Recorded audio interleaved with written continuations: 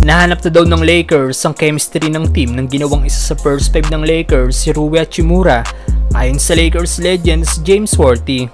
Matapos sa may injured ni Vanderbilt sa pagsisimula ng season, nag-stick na nga po si Coach Darvin Ham kay Taurean Prince bilang isa sa starting forward ng Lakers kasama si Dilo, Reeves, LBJ at Davis, kung saan 49 games itong napabilang sa first 5 ng Lakers at nakakuha ng 24 wins at 25 losses na record.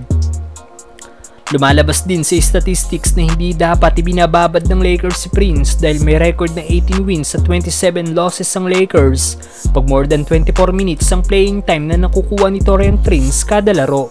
At may solid 16 wins at 2 losses lang ang Lakers pag below 24 minutes ang playing time ng nasabing forward.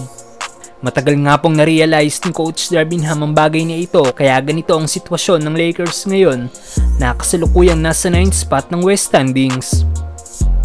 Sa ngayon si Rui Hachimura na nga pong ang ginagawang isa sa starting forward ng Lakers kasama sina LeBron at Davis.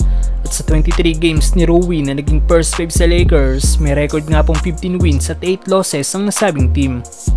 Paano na lang kaya kung sa pagsimula ng season naging kabilang na si Hachimura sa starting 5 ng Lakers? Ayon nga po sa Lakers legend na si James Worthy, nagsimula na daw mag-click o magkaroon ng chemistry ang Lakers nang isinama na si Rui Hachimura sa starting lineup ng team. Pinuri nga rin po noong nakaraan ng former NBA player at Lakers na si Metta World Peace si Rui at sinabing malaki daw ang potential nito na maging future all-star dahil sa big game nito kontra sa Nuggets kung saan nagtapos ang Japanese native na may 23 points, 3 rebounds at 2 assists, shooting 10 of 15 sa field. Ang magiging tanong na lang sa pagbabalik ni Vanderbilt kung sino sa dalawa ni Rui ang magiging isa sa starting forward ng team. Madaming Lakers fans na nag-react sa sinabi ng Lakers legend kay Hachimura. May fans na nagsabi na gusto niya daw makita si Vanderbilt sa second lineup. Sang-ayon din naman ang isang fans dito at sinabing mas better offensively daw si Hachimura at agresibo din naman sa depensa. Kaya wala daw duda na dapat kabilang ito sa first 5. Perfect na perfect daw si Bando off the bench pag naset na ang tone ng first 5 ng Lakers.